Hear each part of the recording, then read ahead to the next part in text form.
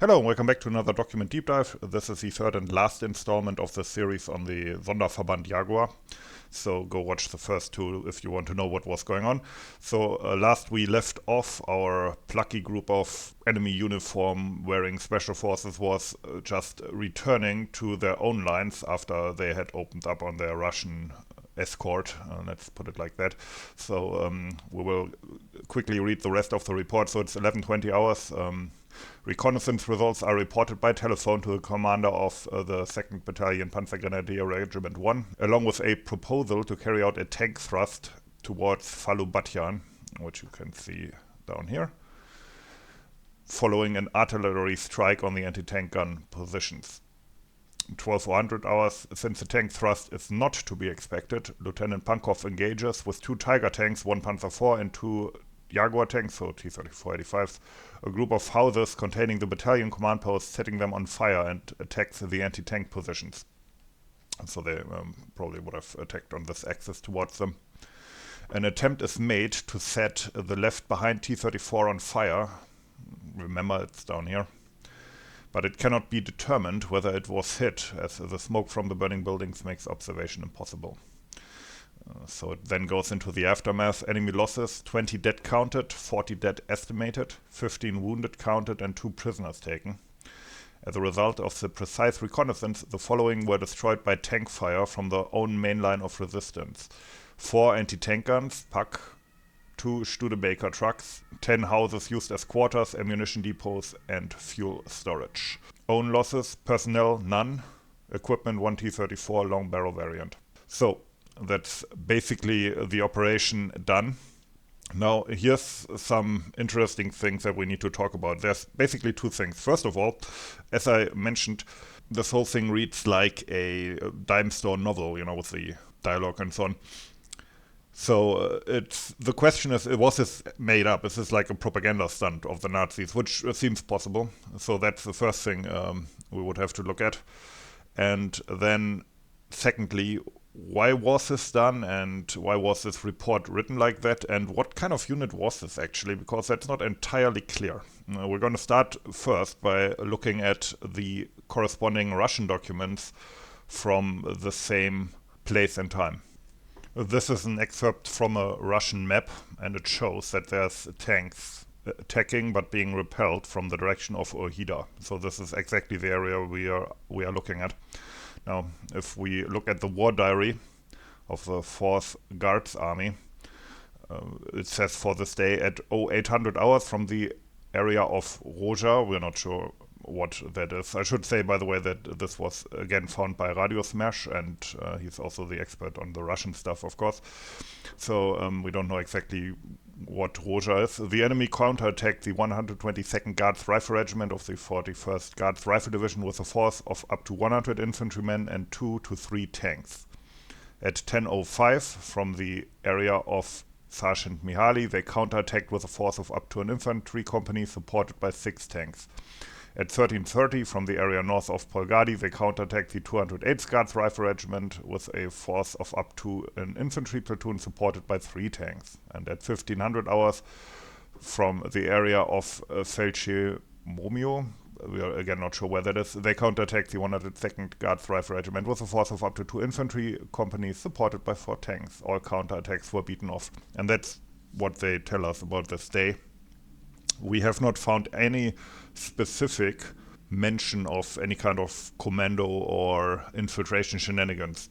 So there's no direct confirmation here, which either means it was made up or that they didn't notice. There are some other inconsistencies. For one thing, in the report, much is made of the 44th Independent Tank Destroyer Battalion, which the commandos interact with, and which has these anti-tank guns here that feature prominently in the report.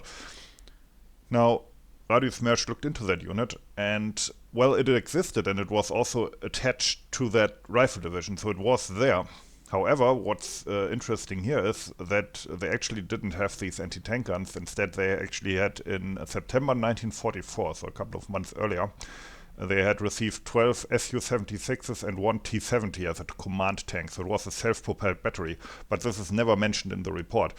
If they had been Su-76s, probably the words Sturmgeschütz or assault gun would have been used, but instead they always say Pack, which seems odd. So again, it doesn't really match up. So was it completely made up? Well, I'm not sure, because this wasn't the only unit here. For one thing, there was the 1312th Separate Anti-Tank Gun Regiment, and that one was equipped with this 3. It seems like maybe in the dialogue section they said the wrong unit, or they talked to a guy from that Su-76 unit and thought he was referring to the anti-tank guns instead of to his assault guns. And because they didn't know what was going on. So there's a lot of unknowns here, a lot of known unknowns. It does seem weird, though, that the rifle commander was so eager for the tank support. If he had Su-76s in support, I mean, these assault guns were supposed to be offensive infantry support weapons. So why was he acting like he had no anti-tank support or no assault gun support in order to attack? So again, it doesn't completely match up. However, further complicating the matter, we have a report from the divisional artillery of this Guards Rifle Division.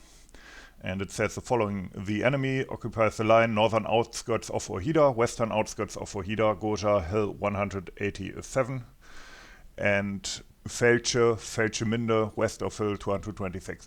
During the day, they counterattacked our units in Ojeda twice. So they were certainly involved, and this was the divisional artillery. The units of this division, having repelled the enemy counterattacks, occupy the defense. The 122nd and 126th Guards Rifle Regiments, the northern, northwestern, and western part of Ojeda, the 124th Rifle Regiment from the western outskirts of Ojeda to the south, Hill 228, 165, is engaged in offensive combat. The division's artillery is located in the battle formation of the division, so the artillery was deployed at the front lines. The division's artillery fired to repel enemy attacks and at enemy firing positions and manpower. As a result, 4 tanks were destroyed, 1 APC was damaged, 7 MGs were destroyed, and the fire of 7 MGs and 2 tanks was suppressed. Up to 2 platoons of enemy infantry were scattered and partially destroyed. Report goes on a bit, but this is clearly referring to this fighting. Casualties: KIA, 8 enlisted men, 15 artillery horses, wounded in action 2 officers, 10 enlisted men.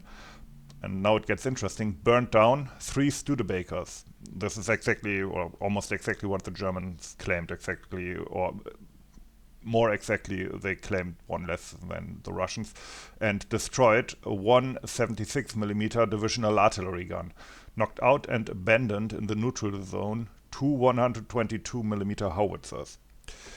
So is it possible that they actually engaged some kind of divisional artillery battery here, misidentified it as a tank destroyer unit because this was a dual-purpose gun used in both use cases, and this is what caused the confusion. One thing is certain, though: the Russians did not notice these commando shenanigans, which is not entirely implausible considering the chaos. I mean, this was a major engagement, well, on a tactical scale, a major engagement with King Tigers and other tanks driving around, with artillery batteries deployed to the front line to hold them off. So it seems completely plausible that they would have missed it. But there are, and that's my point, inconsistencies in this report that suggest that it is at least partly embellished or based on misunderstood fact. The Germans apparently thought that this operation was quite successful.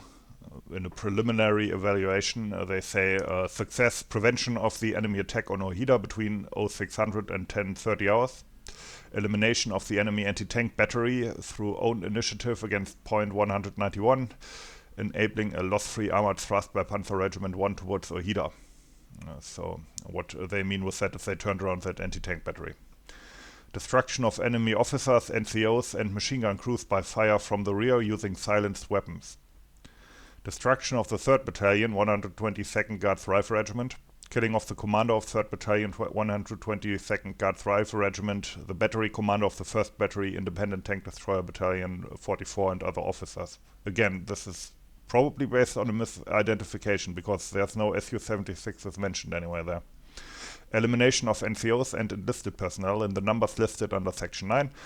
Destruction of the battalion command post of the 3rd Battalion. Destruction of 2 ammunition trucks carrying 6 tons of ammunition. Again, we know it was 3. Destruction of 4 anti-tank gun crews. We know 1 anti-tank gun was lost and a couple of howitzers.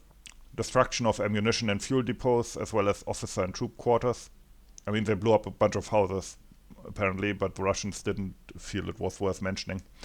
Transmission of reconnaissance results to own forces by radio. If we look at the first page of the report, it shows where this was sent.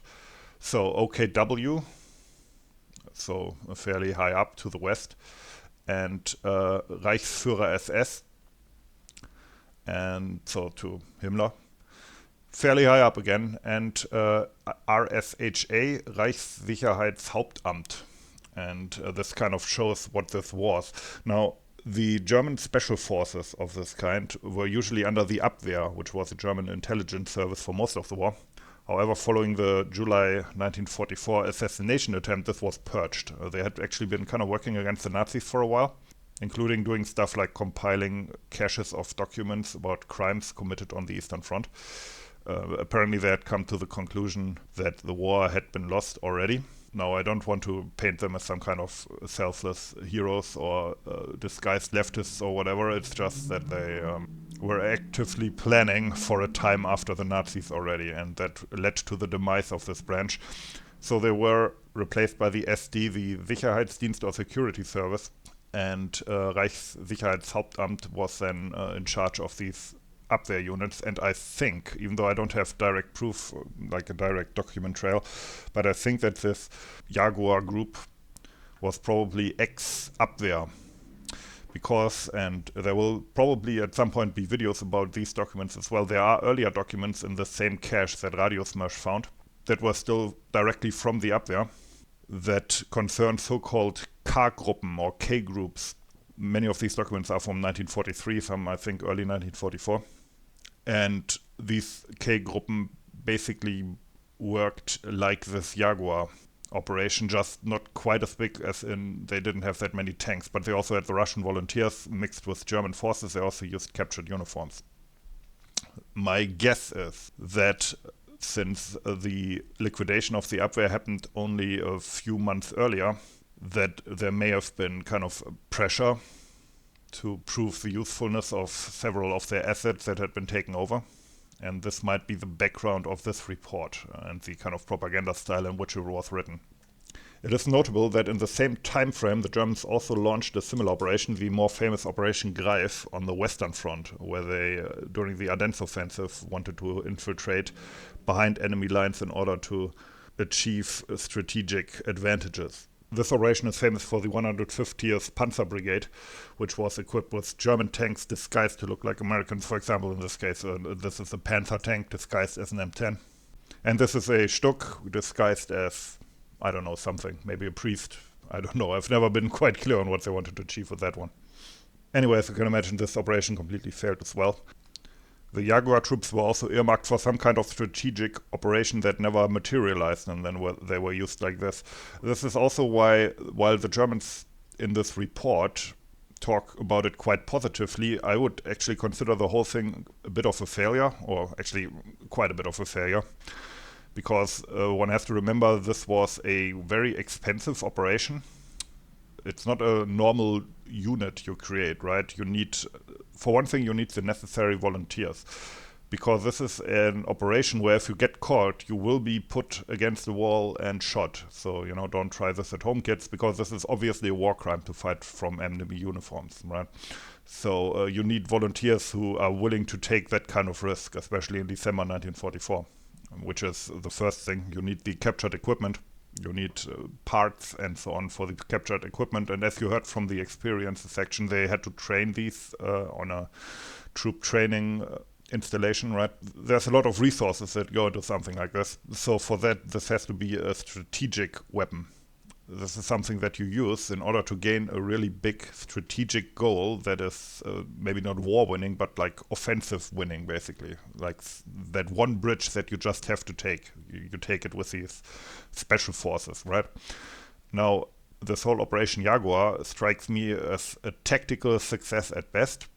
Namely, they destroyed a couple of anti-tank guns as well as like a rifle battalion. which, if you look at the scale of the Eastern Front, is not even a blip on the radar, which is actually quite horrifying to think about. But it's true, you know. So in the end, this was a strategic asset that, due to the changing circumstances, just caused a bit of confusion and havoc and destroyed a battalion. Now, they did apparently not suffer any casualties. So there's that. Maybe they were used again, but if so, there have been no files captured that we can look at about that. So it's possible that they were used again, but if so, we don't know about it. It seems to me really that this operation was kind of improved in the report for political reasons. Anyway, hope you enjoyed it. Thanks for watching and have a nice day.